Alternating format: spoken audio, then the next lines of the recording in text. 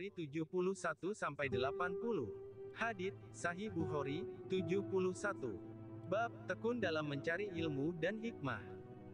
Tidak boleh mendengki kecuali terhadap dua hal, terhadap seorang yang Allah berikan harta lalu dia pergunakan harta tersebut di jalan kebenaran, dan seseorang yang Allah berikan hikmah lalu dia mengamalkan dan mengajarkannya kepada orang lain. Hadits Sahih Bukhari 72. Bab perginya Nabi Musa alaihi salam ke laut untuk menemui Khidir.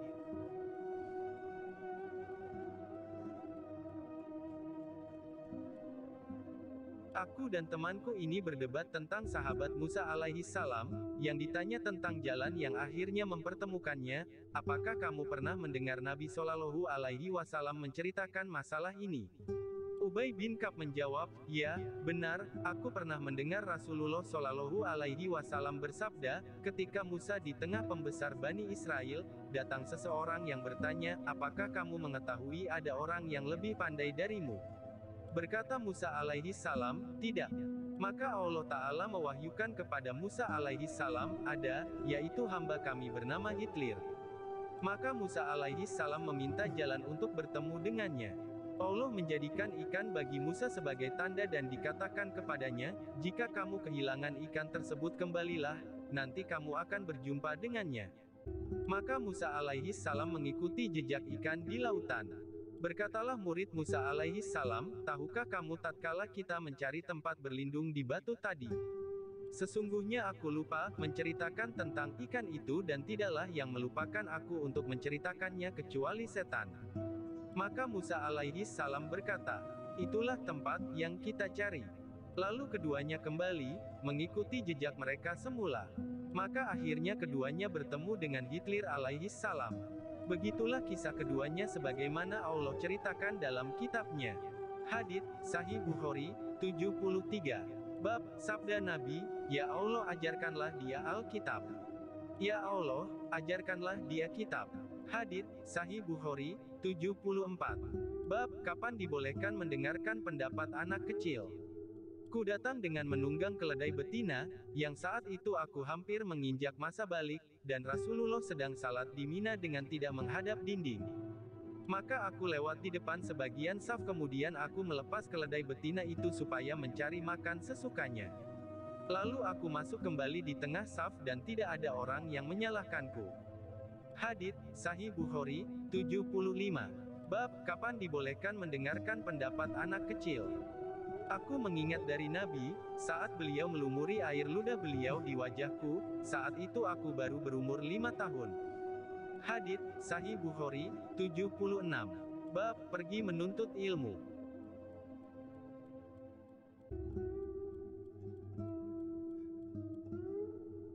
Aku dan temanku ini berdebat tentang sahabat Musa alaihi salam, yang ditanya tentang jalan yang akhirnya mempertemukannya.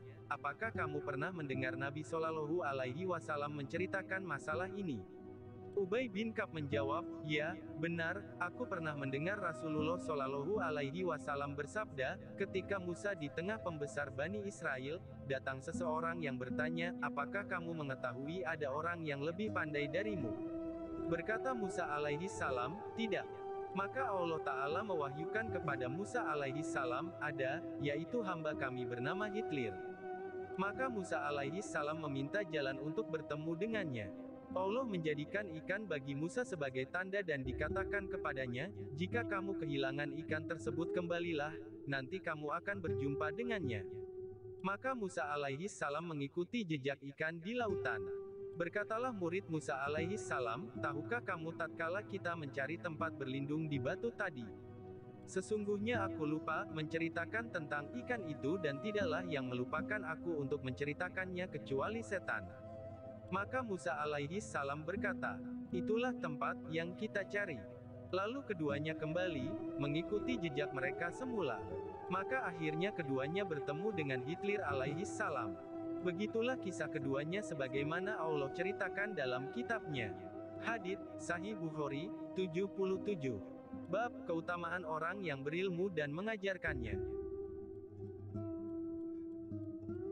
Perumpamaan petunjuk dan ilmu yang Allah mengutusku dengan membawanya adalah seperti hujan yang lebat yang turun mengenai tanah. Di antara tanah itu ada jenis yang dapat menyerap air sehingga dapat menumbuhkan tumbuh-tumbuhan dan rerumputan yang banyak.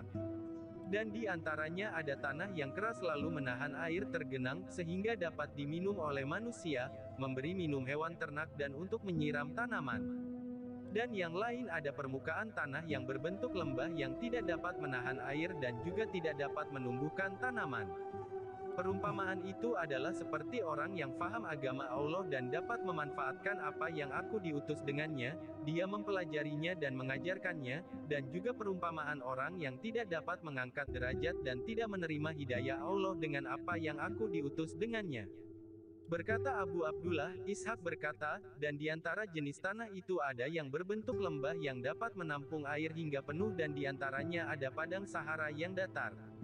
Hadits, Sahih Bukhari, 78. Bab, diangkatnya ilmu dan munculnya kebodohan. Sesungguhnya di antara tanda-tanda kiamat adalah diangkatnya ilmu dan merebaknya kebodohan dan diminumnya khamr serta praktek perzinahan secara terang-terangan. Hadits, Sahih Bukhari, 79. Bab, diangkatnya ilmu dan munculnya kebodohan. Sesungguhnya di antara tanda-tanda kiamat adalah sedikitnya ilmu dan merebaknya kebodohan, perzinahan secara terang-terangan, jumlah perempuan yang lebih banyak dan sedikitnya laki-laki, sampai-sampai perbandingannya 50 perempuan sama dengan hanya satu orang laki-laki. Hadits, Sahih Bukhari, 80. Bab, keutamaan ilmu. Ketika aku tidur, aku bermimpi diberi segelas susu lalu aku meminumnya hingga aku melihat pemandangan yang bagus keluar dari kuku-kukuku, kemudian aku berikan sisanya kepada sahabat muliaku Umar bin Al-Khattab. Orang-orang bertanya, apa tawilnya wahai Rasulullah? Beliau menjawab, ilmu.